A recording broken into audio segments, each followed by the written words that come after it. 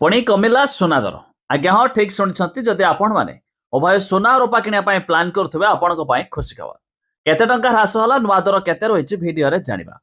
उभय 22 कैरेट और 24 कैरेट दाम आम ओडिशा मूल्य रे जहाँकि आसंतु जानिबा जदि आपण किनिया जाउथबे सही टंका देई मध्य किनि पारिबे। जानिबा पूर्वरु वीडियो को लाइक करिवे सब्सक्राइब करना थिले एबे सब्सक्राइब करि पाखर थिबा बेल आइकन को दबाइ दियंतु। प्रथम तो जानि रखंतु आम ओडिशा मूल्य अर्थात राजधानी भुवनेश्वर रे सुना आज 10 ग्राम पिछा 3500 टंका ह्रास देखा मिली। तेज शुद्ध सुना 24 कैरेट दाम 10 ग्राम पिछा 1,51,200 टंका रही बेले 22 कैरेट दाम जहाँकि 916 कैरेट दाम रही 1,40,650 टंका।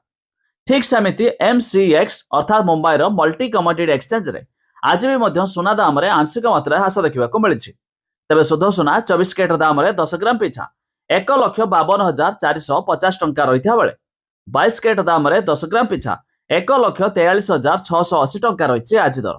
ता छड़ा दिल्ली सरफा बजार में आज भी सुना दाम 3,000 टंका ह्रास देखा मिली।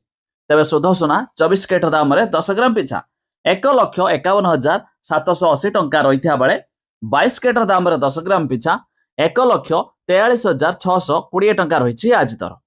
आउ ठीक सेमती रूपा 1 किलोग्राम पिछा आज 4,000 टंका ह्रास देखा मिली।